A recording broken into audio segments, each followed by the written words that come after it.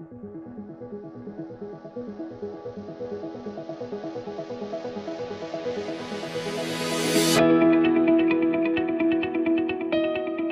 as you know, SpineCAMP is the first AI platform to look at x-rays and particularly the dynamic nature of those x-rays. When we see patients in the clinic, it's important to understand if the spine is moving normally or abnormally, or when it's not supposed to move, should it be moving, and vice versa. The interesting thing about SpineCAMP and what makes it a very valuable tool is in our workflow in a typical office setting, we have to pull up images and then manually pick points and measure those points. And that's very difficult to do and to be consistent with.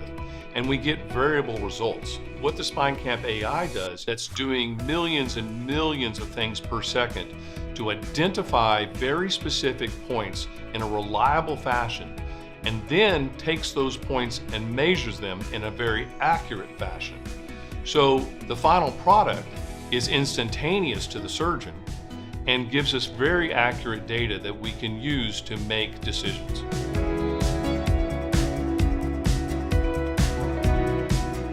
When we do prior authorization and a peer-to-peer standpoint from trying to see if the insurance company is going to allow us to do a procedure, what better than a completely independent AI that has no skin in the game to basically tell them the data of how much slip is there, how much instability.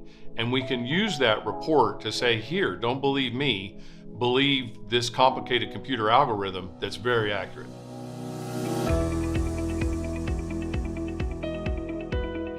If I were talking to one of my colleagues, I would really want them to take a look at it, because it's one thing to describe a technology, it's another thing to put it in your hands and use it.